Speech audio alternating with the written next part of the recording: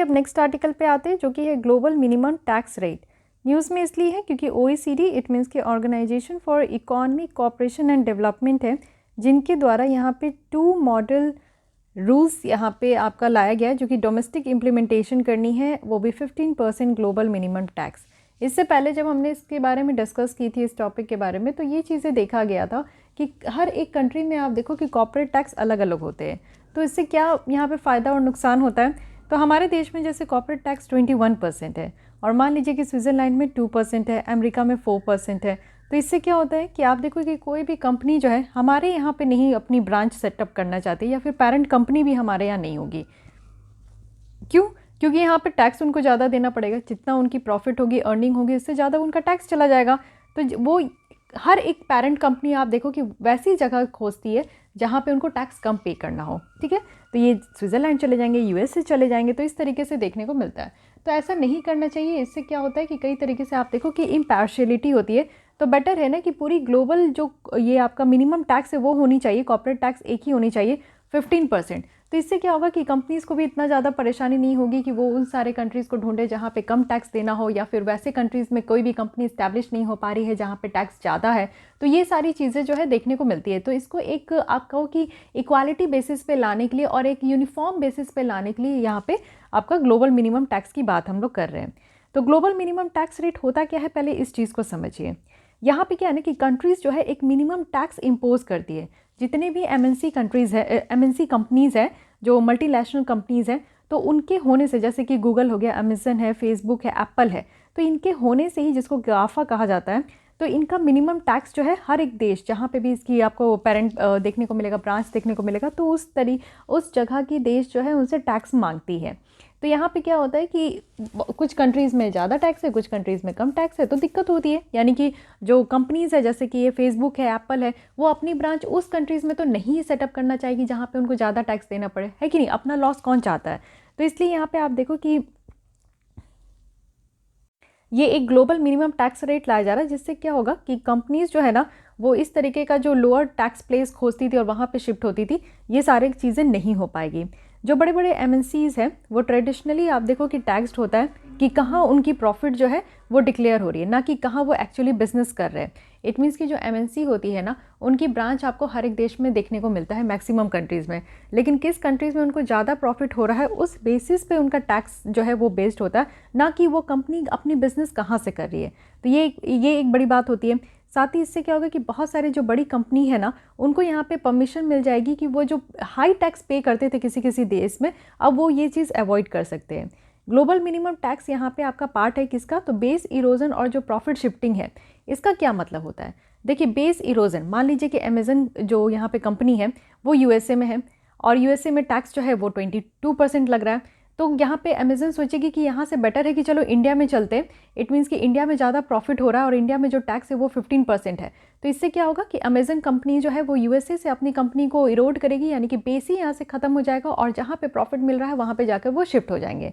तो ये जो base erosion and profit shifting है, इसी के अंदर एक आपका फ्रेमवर्क है जिसमें कि ग्लोबल मिनिमम टैक्स को ये आपका इंक्लूड किया गया है, और इसको एग्री किया गया है OECD कंट्रीज़ के द्वारा और G20 कंट्रीज़ के द्वारा। ये वही G20 कंट्रीज़ है जिसके रिलेटेड जो है लास्ट ईयर प्रीलिम्स में क्वेश्चन पूछा गया था कि इसके मेंबर कौन कौन से हैं। ग्लोबल मिनिमम टैक्स की बात करें तो ये एमएनसी में अप्लाई होते हैं, और जो रेवेन्यू है उस एमएनसीज़ में जिसकी रेवेन्यू 750 मिलियन यूरो से भी ज़्यादा है। और इसका एम बस यही है कि टैक्सेशन स्ट्रक्चर को यहाँ पे बनाना है जो कि रेलिवेंट हो डिजिटल और ग्लोबलाइज्ड वर्ल्ड के लिए। अब यहाँ पे बात कर लेते हैं कि OECD को यहाँ पे आप देखो कि 2 पिलर जो है मॉडल लाया गया। तो OECD और ग्लोबल मिनिमम टैक्स का क्या रिलेशन है। OECD और G20 इंक्लूसिव फ्रेमवर्क के तहत अगर हम लोग देखें, जो base erosion and profit shifting का है, तो 139 कंट्रीज़ है, और जुरिस्डिक्शंस जो है वो यहाँ पे यही बात है कि जो अवॉइडेंस स्ट्रैटेजी है उसको कम करना है। जो यहाँ पे कंपनीज़ जो है जिस तरीके का वो खेल खेलती है कि जहाँ पे कम टैक्स है वहीं पे जाकर वो सेट हो, तो ये सारी जो यहाँ पे जिस तरीके से कंपनीज़ जो है वो अपना फ़ायदा खोजती थी, ये सारी चीज़ें कम हो पाएगी।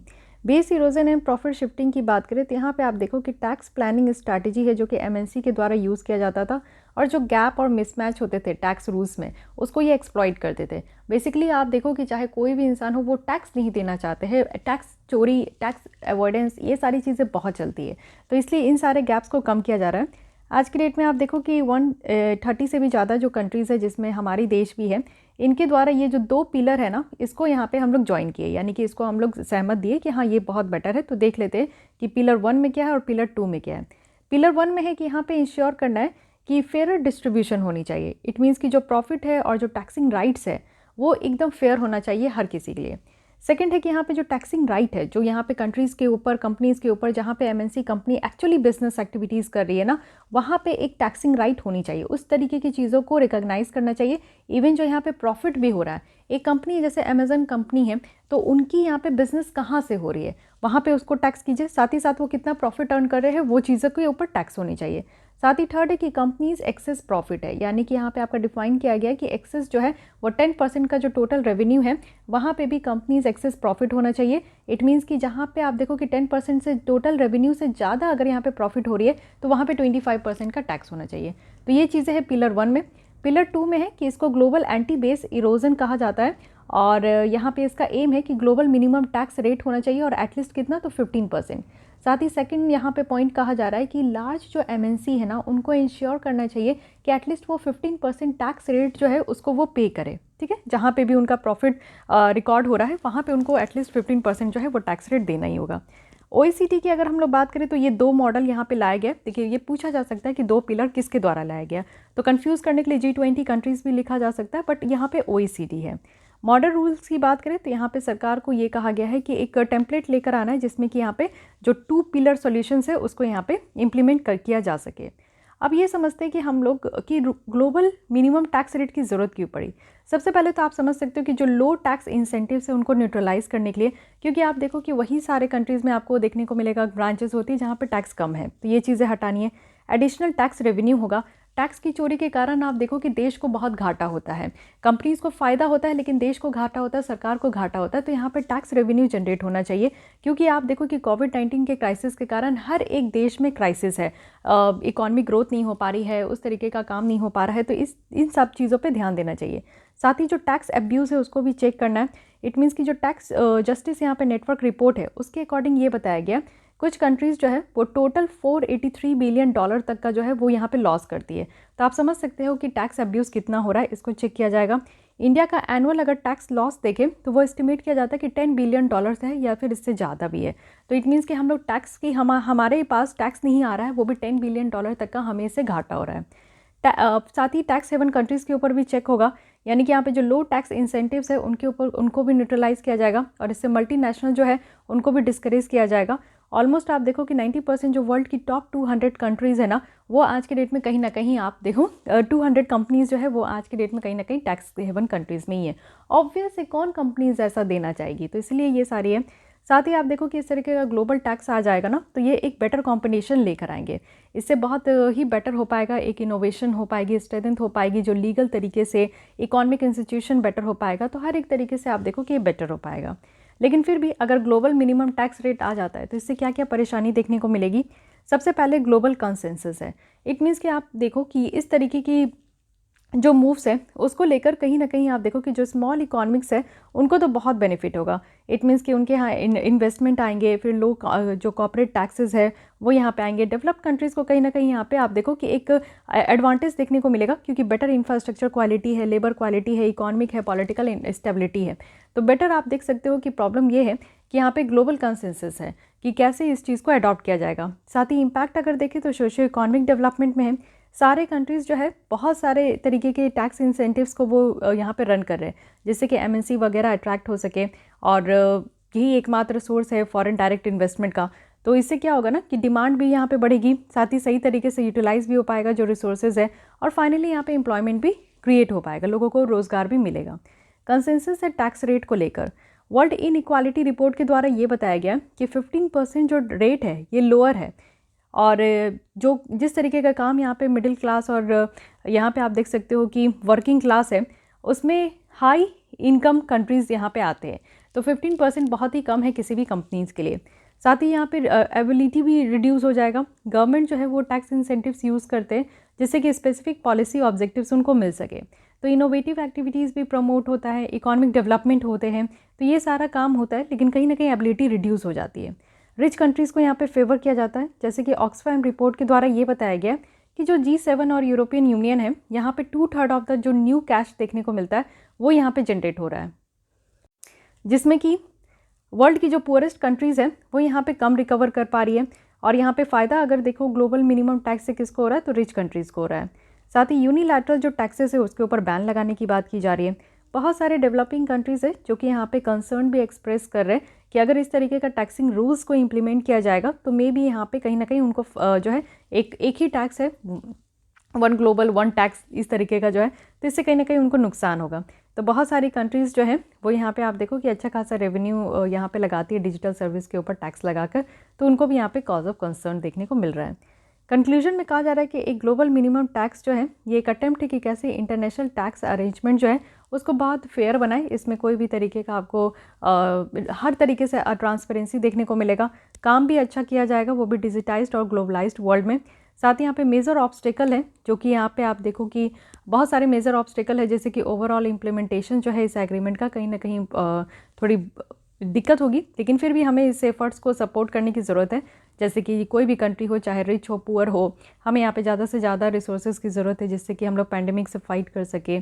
साथ ही इकॉनमिक जो फॉल आउट हुआ है इस पैंडेमिक को लेते हुए, तो उससे भी हम लोग कहीं ना कहीं रिवाइव कर सके।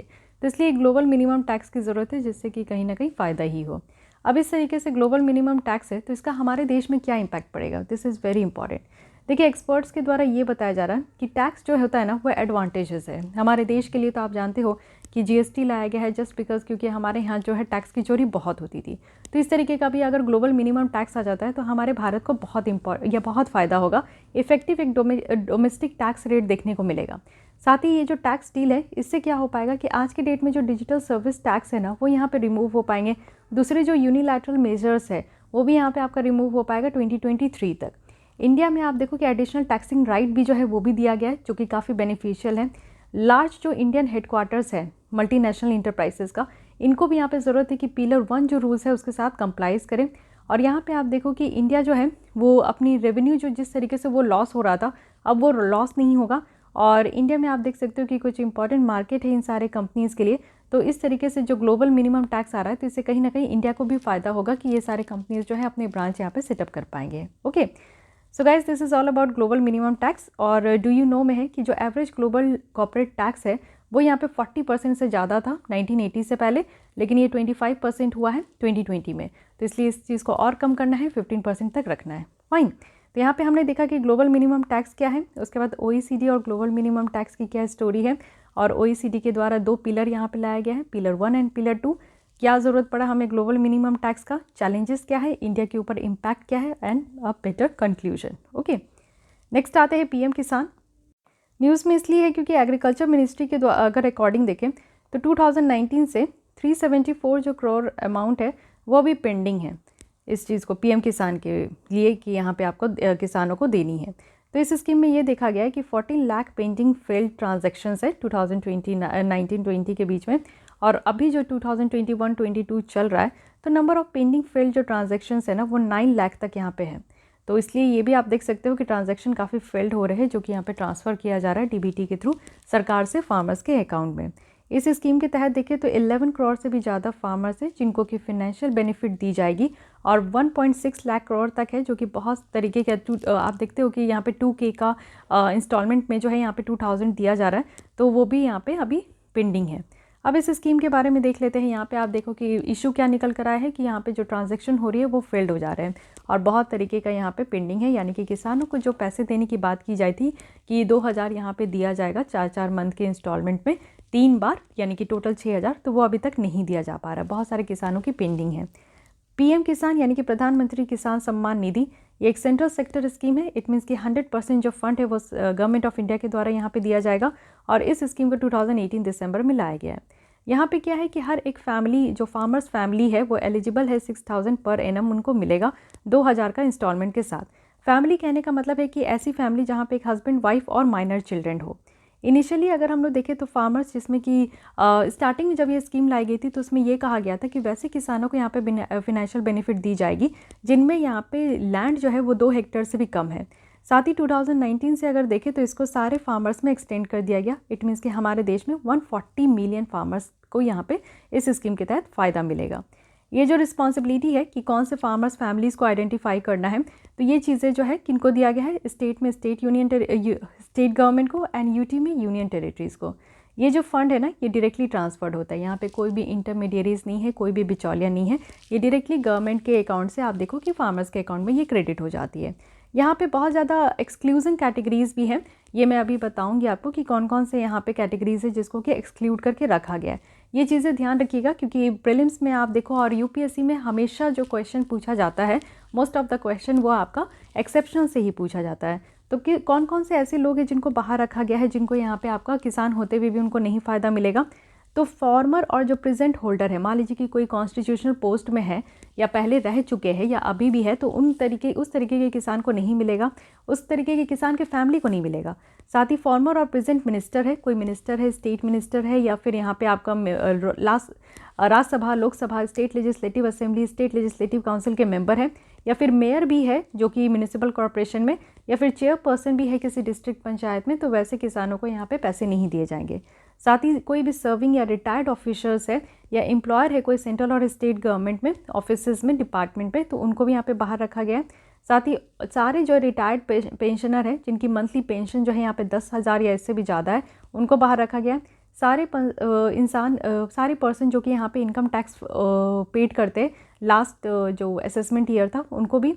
और प्रोफेशनल जैसे कि doctor, engineers, lawyers, chartered accountant, architect, ये अगर आप देखो तो प्रोफेशनल बॉडीज़ के साथ इनको रजिस्टर्ड किया गया है, और ये जो भी रजिस्टर्ड है और साथ ही वो अपना काम करते हैं, तो ऐसे प्रोफेशनल को भी अगर फार्मर्स फैमिली से बिलोंग करते हैं तो उनको यहाँ पे 6,000 नहीं मिलेगा। लेकिन अब ये समझते कि क्यों पीएम किसान जो है बेटर है दूसरे सब्सिडी स्कीम से भी। सब्सिडी स्कीम भी क्या होता है कि जैसे कि फर्टिलाइज़र वगैरह अगर किसान खरीदते हैं तो 200 की फर्टिलाइज़र है तो यहाँ पे 200 पे करना होता है, बट कुछ समय के बाद आप देखो कि 60 रुपीज़ का यहाँ पे सब्सिडी दी जाती है, तो क्या होता है कि 140 यहाँ पे रह जाता है और 60 रुपीज़ जो है यहाँ पे किसान के अकाउंट में वापस से चला जाता है। तो इस तरीके का यहाँ पे सब्सिडी स्कीम भी होता है। बट यहाँ पे पीएम किसान क्यों बेटर है? क्योंकि ये डायरेक्ट इनकम सपोर्ट है। यहाँ पे आप देखो कि किसी भी तरीके से नहीं, लेकिन हाँ ये चीज़ें तो श्योर है ना कि एक साल में 6,000 रुपये किसान को मिलेंगे। वेरिफिकेशन ऑफ डेटा है, डेटा जो पीएम किसान के द्वारा यहाँ पे वेब पोर्टल में जाता है, तो इससे बहुत तरीके के बहुत लेवल पे वेरिफिकेशन भी होती है, जिसमें आधार और इनकम टैक्स डेटाबेस भी है। साथ ही इसमें कोई सिलेक्शन बायस नहीं है, ऐसा नहीं है कि इसमें किसको सेलेक्ट करना है, कौन से किसान को बाहर रखना है, अंदर रखना है, इसमें सारे किसान को इक्वालिटी के साथ लाया गया है। साथ ही कंपैटिबल भी है, जो WTO की नॉर्म से उसके साथ ही मिलता जुलता भी है। WTO में आपको ग्रीन बॉक्स देखने को मिलेगा, तो उसमें भी इनकम सपोर्ट की बात की जाती है, जो कि डायरेक्ट इनकम सपोर्ट है। तो वही काम यहाँ पे हमारे देश की सरकार जो है हमारे किसानों के लिए कर रही है। लेकिन फिर भी इस स्कीम में कुछ परेशानियाँ देखने को मिल रही है। सबसे पहले है कि हमारे यहाँ क्रंचेस ऑफ फंड होती है, उस हिसाब से इनसफिशिएंट अमाउंट नहीं है। आप देखो कि 32 पर person per day in rural area हो रहा है और 47 रुपीज़ अर्बन एरिया हो रहा है, जो कि रंगराजन कमेटी के द्वारा यहाँ पे बताया गया था कि इंडिया की पॉवर्टी लाइन क्या है। वहीं अगर हम लोग देखें इनकम सपोर्ट जो है वो यहाँ पे घर को 17 रुपया पर डे दिया जा रहा है पीएम किसान के द्वारा। तो आप देखो कि रंगराजन कमेटी के द्वारा ये कहा गया था कि वैसे किसानों को गरीब माना जाएगा जो कि एक दिन में भी उनके पास 32 रुपया नहीं है, जो ग्रामीण क्षेत्र में रह रहे और अर्बन क्षेत्र में रह रहे, तो उनके पास जो है 47 रुपीज़ है। तो ये चीज़ें कही जा रही है। लेकिन अगर इसी के अकॉर्डिंग हम लोग देखें तो पीएम किसान के तहत एक दिन में जो है एक फैमिली को 17 रुपया दिया जा रहा है, तो कितना ये कंपैटिबल है। नेग्लेक्ट हो रही है जो लेसी कल्टिवेटर्स है और शेयर क्रॉपर्स है। पीएम किसान में आप देखो कि यहाँ पे मेंशन ही नहीं किया गया है कि बेनिफिट यहाँ पे जो कल्टिवेटर्स होते हैं और जो शेयर क्रॉपर्स होते हैं उनको मिलेगा। वहीं आप उड़ीसा की कालिया स्कीम देखो जो कि इससे मिलती जुलती है, और इसमें बेनिफिट दिया गया है 10,000 पर शेयर क्रॉपर्स को भी, और साथ ही साथ लीज होल्डर्स को भी यहाँ पे दिया गया है। तो ये चीज़ है कि स्टेट की जो स्कीम है वो फार बेटर वहाँ पे होती है, लेकिन अगर आप लोग सेंट्रल की स्कीम देखोगे तो इसमें कोई ना कहीं ड्रॉबैक होता है। कंसर्न है डेटा इनकन्सिस्टेंसी का कि यहाँ पे बेनिफिशरीज़ को कैसे आइडेंटिफाई करें, उस हिसाब से हमारे पास जो है डेटा रिकॉर्ड भी नहीं है। अगर नीति आयोग और डिपार्टमेंट ऑफ फ्लड के हिसाब से देखें तो ये कहा गया कि सरकार की जो पायलट प्रोग्राम है जिसमें सब्सिडाइज जो फूड ग्रेन्स है उसको रिप्लेस करना है 3 यूनियन टेरिटरीज़ में, तो ये फेल्ड हो चुका है क्योंकि उस तरीके का डेटा अवेलेबल नहीं है। साथ ही ट्रांजैक्शन फेल्ड हो रहे हैं, ये तो सबसे बड़ी प्रॉब्लम है कि बहुत सारे रीज़न से ट्रांजैक्शन फेल्ड का, जैसे कि अकाउंट क्लोज हो गया। बहुत सारे लोग जो है पीएम किसान प्रधानमंत्री जन धन योजना के तहत उनकी ज़ीरो बैलेंस अकाउंट में अमाउंट में अकाउंट ओपन हुई थी, लेकिन वो यूज़ नहीं कर रहे, तो बहुत सारे अकाउंट बंद हो गए हैं, ट्रांसफर्ड हो गए। इनवैलिड IFSC कोड भी देखने को मिलता है, अकाउंट इनएक्टिव हो चुके हैं, अकाउंट डॉर्मेंट हो चुके हैं। तो बहुत तरीके के रीज़न है जिसके कारण ये ट्रांजैक्शन फेल्ड हो रहा है। बहुत सारे बेनिफिशियर्स तो बाहर रह जाते हैं। आप देखते हो कि बहुत सारा यहाँ पे सर्वे भी किया जाता है। इवन एक स्टडी की गई है आंध्र प्रदेश में, जिसमें ये बताया जा रहा है कि 29% जो फार्मर बेनिफिशरीज हैं ना इस स्कीम के, उनको यहाँ पे पूरी तरीके से बेनिफिट नहीं मिलता। ये ऑब्वियस है, हर एक स्कीम की आपको लूपहोल देखने को मिलेगा कि ज़रूरत जिनको पड़ रही है, जिनको ज़रूरत है उस स्कीम की, उनके पास तक ये नहीं पहुँचता। रोड अहेड में कहा गया कि सबसे पहले तो भैया पैसे लाइए, क्योंकि ये स्कीम पैसे की है, पैसे देनी है तो हमारे पास एडिक्वेट कैश ट्रांसफ़र होनी चाहिए। साथ ही इंडेक्स ट्रांसफर्स होनी चाहिए इन्फ्लेशन के साथ। यहाँ पे वोलेटाइल मार्केट हो, जो प्राइस फ्लक्चुएशन हो रही है डिफरेंट रीजन में, उसको भी टैकल करना है। साथ ही यहाँ पे बेटर टाइमिंग है इस बेनिफिट को प्रोवाइड करने का। इफ्प्री और जो ICAR स्टडी है, उनके द्वारा ये बताया गया है कि फार्मर्स जो इंस्टॉलमेंट रिसीव कर रहे हैं एग्रीकल्चर पिक सीज़न में, तो ये काफ़ी अच्छा है कि वो खेती वगैरह में और एग्रीकल्चर और क्रॉप से रिलेटेड जो भी खर्चे उसमें स्पेंड कर सके। तो ये एक बेटर टाइम है। मल्टीपल यहाँ पे आपको इफेक्ट भी देखने को मिलेगा। इस एक स्टडी के द्वारा ये बताया गया कि ज़्यादा से ज़्यादा अगर एग्रीकल्चर एडवाइजरी सर्विस में इन्वेस्ट करते हैं तो गवर्नमेंट जो है वो किसानों को इनकरेज कर सकती है कि आप कुछ या कुछ और पार्ट जो इनकम सपोर्ट का है उसमें यहाँ पे इन्वेस्ट कर सकते हैं प्रोडक्टिव एसेट के लिए। साथ ही जो IT बैकबोन है उसको स्ट्रेंथन कर सकते हैं। कुछ राज्य है जिसमें कि यहाँ पे रोबोस्ट कंप्यूटराइज्ड जो लैंड रिकॉर्ड डेटाबेस है और गुड यहाँ पे IT इंफ्रास्ट्रक्चर है, तो वो बेटर पोजीशन में है कि वो PM किसान को यहाँ पे इम्प्लीमेंट कर सके। साथ ही इंफ्रास्ट्रक्चर और रिसर्च एंड डेवलपमेंट पे भी इन्वेस्ट करने की ज़रूरत है।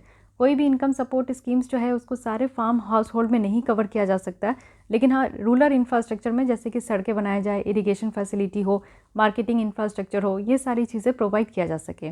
और एग्रीकल्चर सेक्टर में आप देखो कि रिसर्च एंड डेवलपमेंट की बहुत ज़्यादा ज़रूरी है, जिससे कि यहाँ पे फार्मर्स की जो इनकम को डबल करने का सपना था 2022 तक, तो अभी तो ये साल चल रहा है, पता नहीं होगा कि नहीं होगा, लेकिन आगे चल के इसको कंटिन्यू रखना है तो मे बी ऐसा हो सकता है। ठीक है, so this is all about PM किसान। आई होप कि आपको यहाँ पे समझ में आ रहा होगा कि बेसिकली यहाँ पे पैसे की फंड की क्रंचेस के कारण हम लोग इस स्कीम को यहाँ पे अभी फिर से रिवाइज़ कर रहे हैं।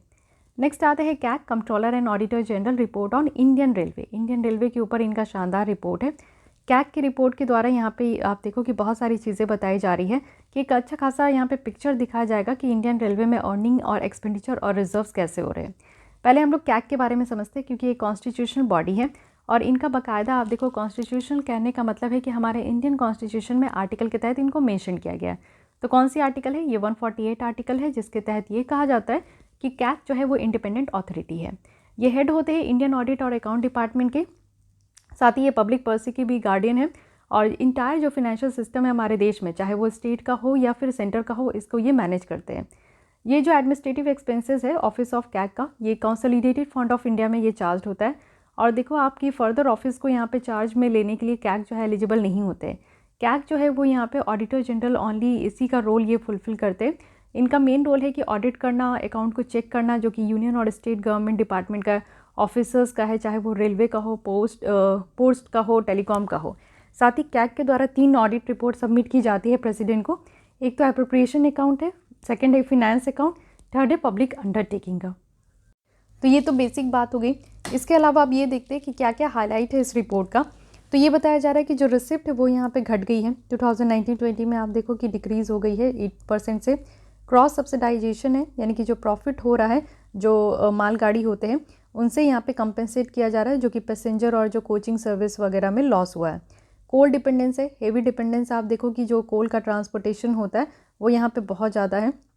और ऑपरेशनल रेशियो पे अगर हम लोग देखें तो ये भी डिट्रॉइट हो रही है जिस तरीके से काम हो रहा है। और साथ ही कैपिटल आउटपुट रेशियो देखें, इट मीन्स कि यहाँ पे इंक्रीज़ हुआ है 2019-20 में।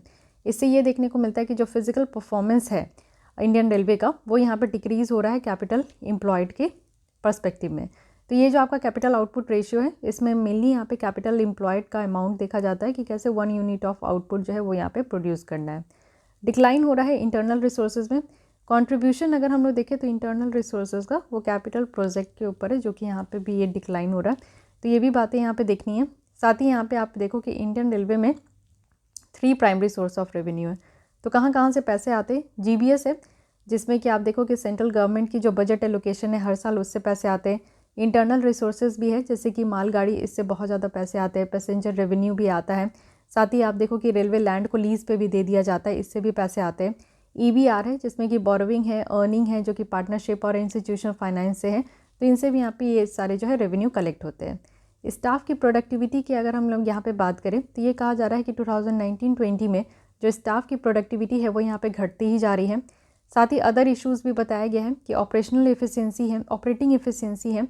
इंडियन रेलवे में आप देखो कि ह्यूज एम्प्लॉय बेस है, जिसमें कि पावरफुल वर्कर्स जो है उनकी यूनियन है और एक सेंट्रलाइज्ड ऑर्गेनाइजेशन है, जिसमें कि डिसीजन मेकिंग भी आपका हिरारिकल तरीके से देखने को मिलेगा।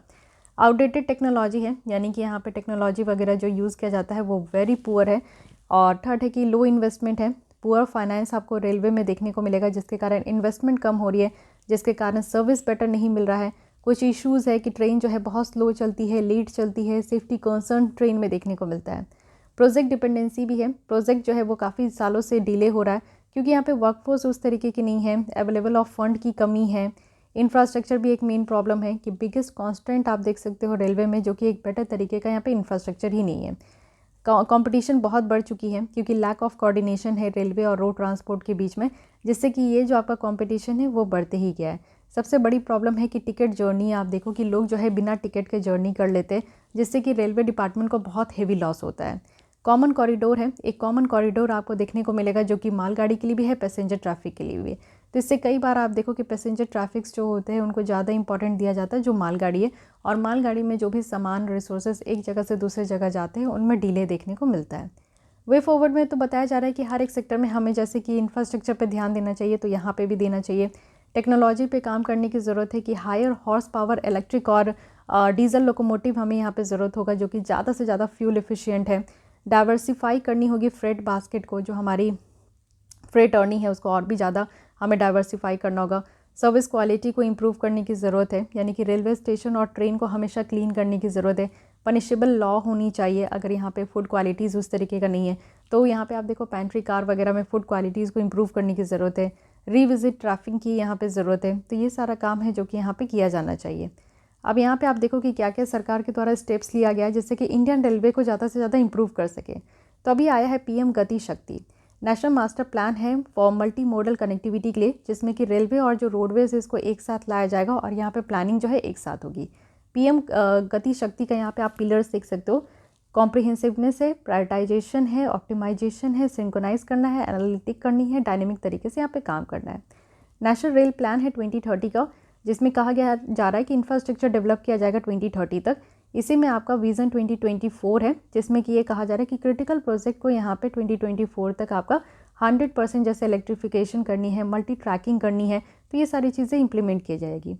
प्राइवेट एंटिटीज़ को इंक्रीज़ किया जा रहा है, और वो भी यहाँ पे विवेक देब्रॉय कमेटी है 2015 की, जिसमें रिकमेंड किया गया था कि प्राइवेट एंट्री करना चाहिए, वो भी यहाँ पे मालगाड़ी और पैसेंजर गाड़ी दोनों में। रेल डेवलपमेंट अथॉरिटी है, जिसमें कि आप देखो कि रिकमेंड किया गया कि पैसेंजर और जो फ्रेट फेयर्स है उनको यहाँ पर रेगुलेट करने की ज़रूरत है।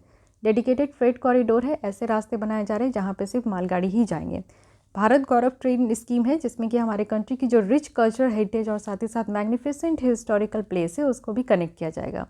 मिसलेनियस ई रिसिप्ट सिस्टम पोर्टल है, जिसमें कि डिजिटल पेमेंट किया जाएगा जो भी यहाँ पे रिसिप्ट आ रहे रेलवेज़ को। Okay, so guys this is all about यहाँ पे इंडियन रेलवे। तो ये चीज़ें ध्यान रखनी है कि यहाँ पे क्या क्या बातें हमने की है।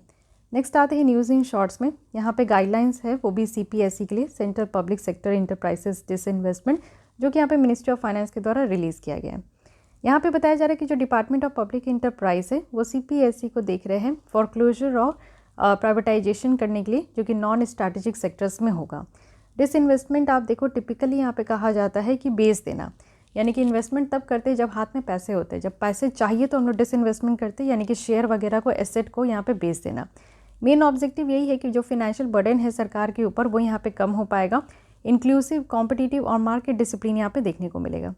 परसेंटेज जो भी स्टेक सेल्स का है उसके बेसिस पे देखें तो 3 तरीके की होती है। माइनॉरिटी यहाँ पे डिसइन्वेस्टमेंट है, स्ट्रैटेजिक डिसइन्वेस्टमेंट है जिसको ज़्यादा फोकस किया जाता है हमारे यहाँ, और साथ ही कंप्लीट डिसइन्वेस्टमेंट है।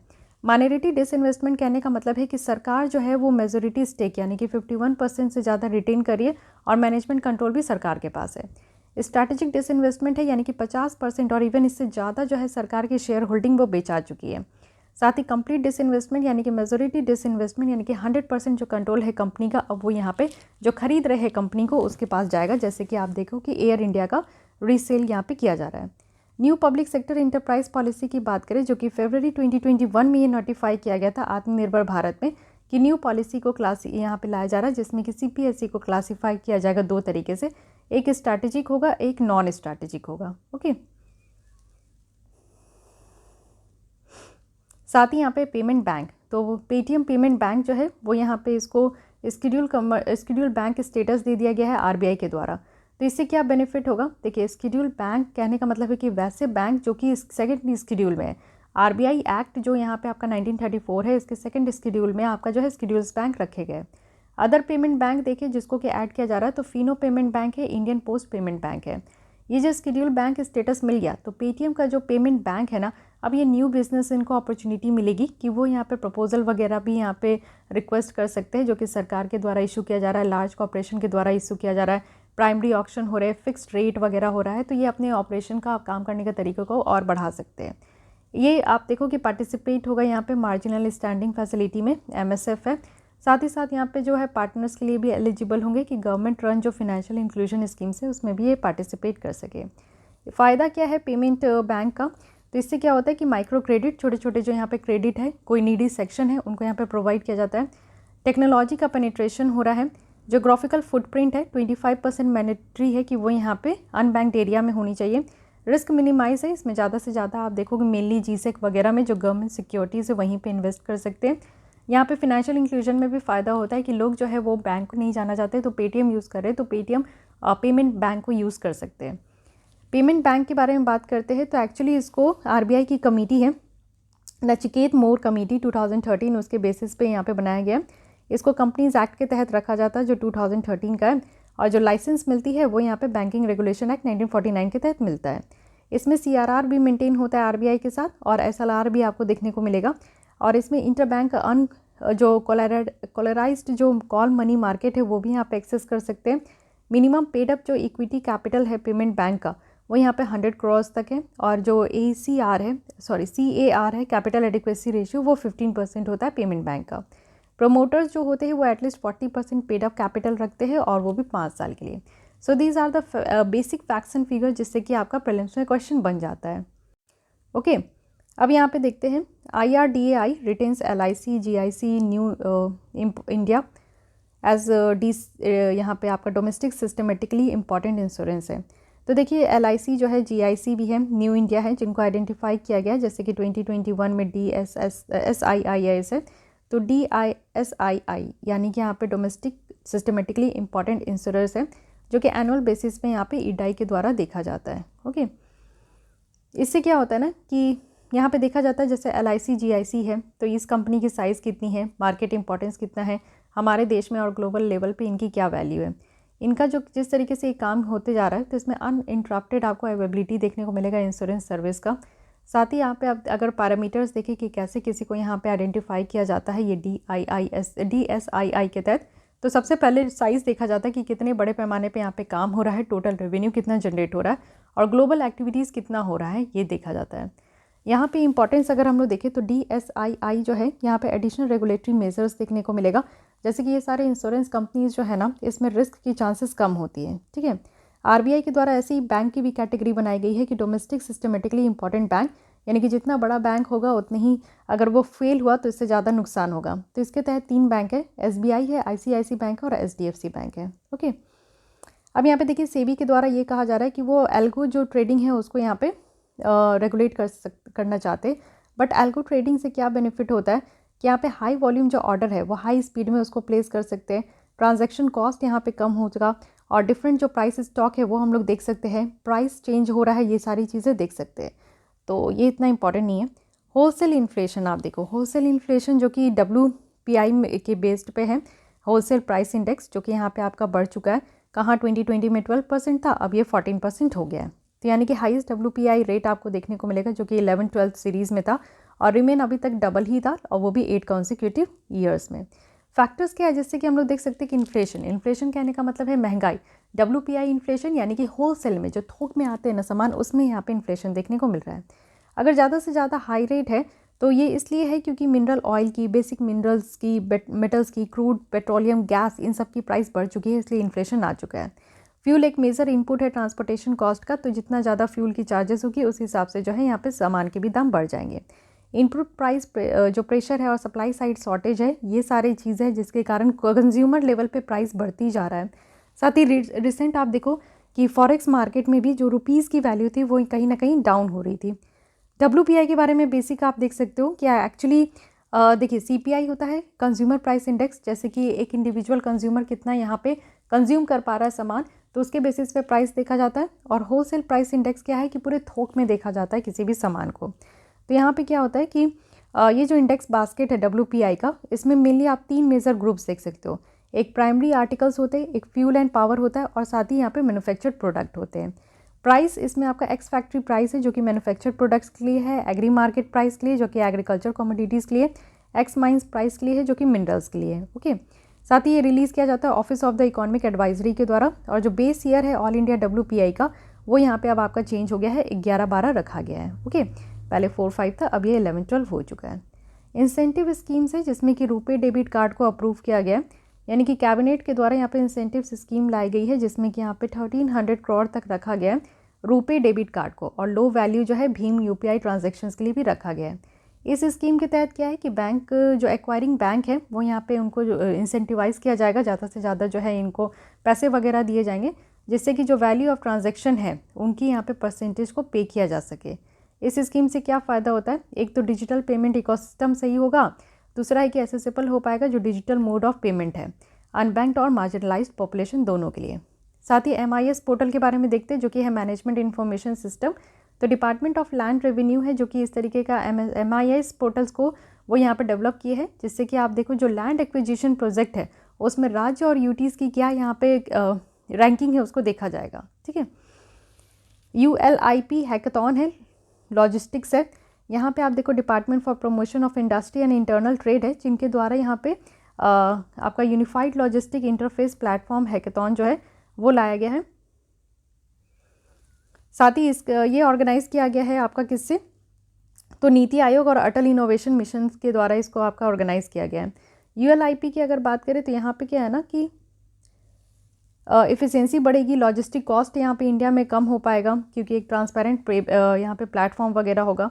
साथ ही ट्रांसपेरेंसी और विजिबिलिटी भी इससे आपका इंक्रीज़ होगा। NSE प्राइम की बात करें तो नेशनल स्टॉक एक्सचेंज है जो कि आप देखो न्यू कॉर्पोरेट गवर्नेंस इनिशिएटिव है। NSE प्राइम एक फ्रेमवर्क है जिसमें कि हायर स्टैंडर्ड होता है कॉर्पोरेट गवर्नेंस के लिए जितने भी लिस्टेड कंपनीज़ हैं। ठीक है, बेनिफिट क्या है कि इससे यहाँ पे कॉर्पोरेट गवर्नेंस स्टैंडर्ड हमारे देश में ये सही होता है। इन्वेस्टर्स को यहाँ पे आप देखो कि अनेबल हो पाता है कि वो कंपनीज़ को आइडेंटिफाई कर सके।